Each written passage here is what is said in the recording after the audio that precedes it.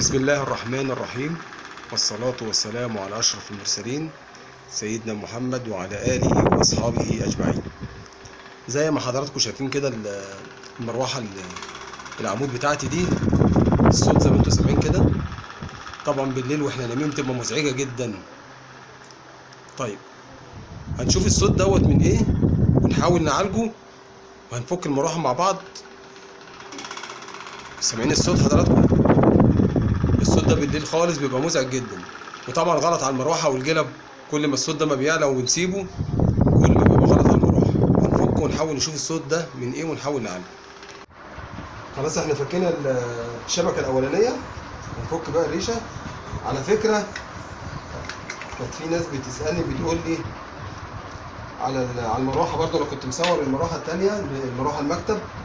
ناس بتقول لي الريشه دي ما بتلفش والاكس بيلف.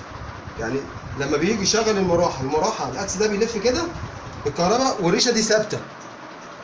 طبعا اكيد لو هي مشقبيه زي دي، الفتحه اللي هنا دي والفتحه اللي هنا بتبات هنا اهو، ليها مكان، يبقى هي مش بايته، يبقى راكبه على الحرف كده مش بايته. يبقى هو ايه، العمود كان بيلف والريشه ثابته. لازم دي عشان تلف مع العمود ده تبات في المشقبيه دي. قربي هنا كده يا حبيبه، شايفين المسمار ده بيبات هنا اهو، واحده هنا وواحده هنا كده اهو، بنفس الطريقه دي كده اهو، عشان تلف كده مع الايه، مع الاكس. لكن لو هي مش بايته، الاكس لو لف دي هتفضل ثابته والاكس يلف على الفاضي. فبس دي مبدئيا عشان السؤال اللي كان بيسالني ان العمود بيلف والريشه ما بتلفش. يبقى الريشه يا اما لو بمسمار المسمار مفكوك، لو بمشقبيه زي دي يبقى المشقبيه مش راكبه في مكانها في الاكس. ماشي. خلينا احنا بقى في ايه، في المروحه بتاعتنا. الصوت العالي ده من ايه؟ فاحنا مبدئيا فكينا ايه، الوش بتاعنا والريشه والشبكه وكله. هنفك بقى الوش دوت، هفكه بالثلاث مسامير دول وهرجع لحضراتكم عشان نشوف هنعمل فيها ايه. خلاص كده ايه، اخر مسمار اهو معانا. بصوا بقى حضراتكم كده يا حبيبه، هنا جوه احنا ممكن نفك دي ونزيد، بس احنا مبدئيا بدل ما نفك ده كله هي سهله يعني.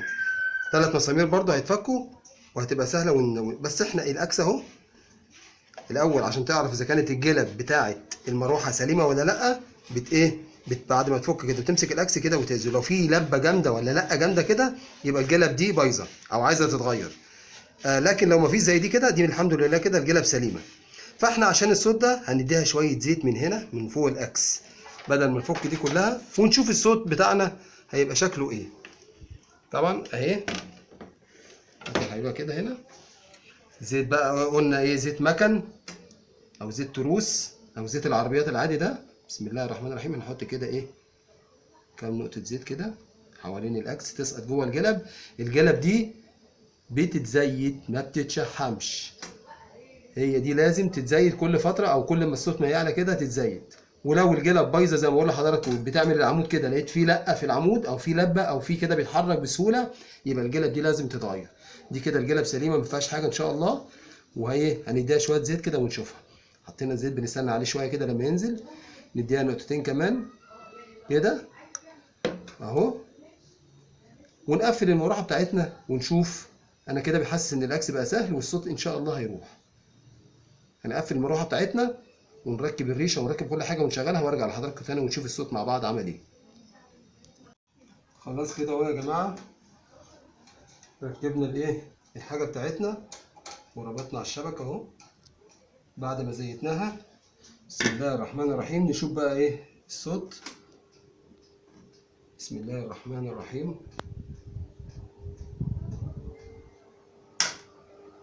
زودنا السرعه اهو، اكبر سرعه اهي. بسم الله الرحمن الرحيم. زي ما حضراتكم شايفين كده الحمد لله جابت نتيجه. مفيش صوت اهو الحمد لله، صوت التكه اللي كان موجود فيها اهي راح. يبقى هي بس كانت عايزه شويه زيت على الاكس، والجلب سليمه زي ما هي مفيش حاجه. ولو الصوت فضل موجود يبقى برده بسيطه جدا. الجلب دي سهله جدا انها تتغير، رخيصه جدا يعني مش غاليه، حاجه بسيطه جدا عند الراجل كده. قول له ركب لي بس جلبتين عشان هو يبقى عارف ان انت فاهم، هركب لك الجلبتين بسهوله جدا زي ما حضراتكم شايفين كده. وهو مفيش صوت. قربي يا حبيبي كمان السماعه كده على المروحه. عكس الاول خالص. برضو قلنا لو العمود ما بيلفش، او الريشه ما بتلفش والعمود بيلف، يبقى العيب بسيط كده. قلنا يبقى المسمار بتاع الريشه مش راكب، او مش راكبه مظبوط الريشه في الاكس، حاجه بسيطه جدا يعني.